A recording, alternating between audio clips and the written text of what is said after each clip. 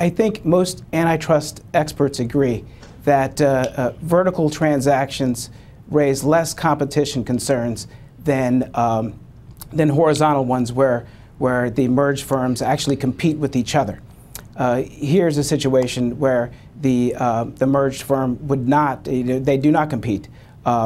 So I think also that the other things that antitrust experts agree on is that vertical transactions can lead to efficiencies and benefits to suppliers and consumers. So those are important things that have to be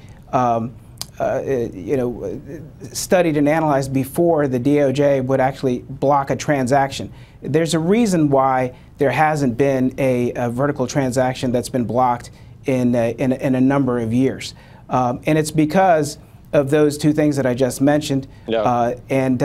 And so what we're really concerned about is there are times where a vertical transaction can be anti-competitive, and that's when there's a foreclosure of rivals. Okay.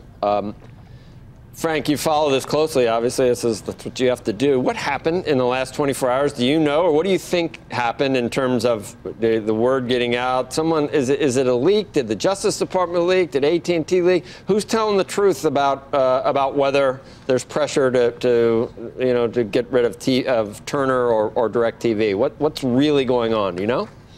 Thanks. Well, there's clearly leaks going on. This looks to us like signs that you're coming to the end of a negotiation and both sides are trying to publicly get some support and put some pressure on. I think AT&T is in a fairly good position, as Andre stated and others have from the antitrust position. From a business case, this is very important to them. This is about having products that you can combine with customers to ultimately give them a better experience and lower churn. And this is an important business case for them, and I would expect them to fight this pretty heavily, even if it does mean going to court and litigating. So you don't know whether it came down from justice, and then you can intimate that President Trump doesn't like CNN, so justice wants him to get rid of CNN. You don't think that's not actually what's happening here?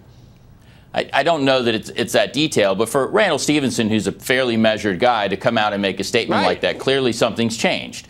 And so obviously something's going on. But this, again, seems like late-stage negotiation. But this is very important to AT&T, and I would expect them to fight this pretty heavily. And normally you don't necessarily want to go to court over this, but I think they would probably push this as far as they can. Again, they have a very good business case for this, and it's very important to them strategically going forward. And we think they'll fight this. You know, Frank, that's what I've been trying to figure out. If you do go to court, because it's so unusual, we don't really have a great game plan for what that means. And we've talked all the time about you can fight the government, and even if you're right sometimes, it doesn't matter if the government is punitive in its actions.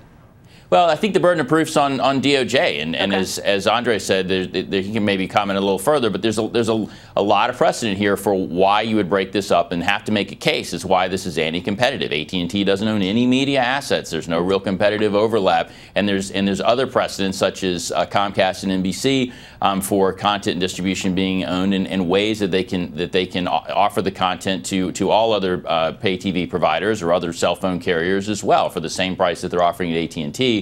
I think they would offer those things. So I think that the burden of proof is pretty high here for the government. Hey there, thanks for checking out CNBC on YouTube. Be sure to subscribe to stay up to date on all of the day's biggest stories. You can also click on any of the videos around me to watch the latest from CNBC. Thanks for watching.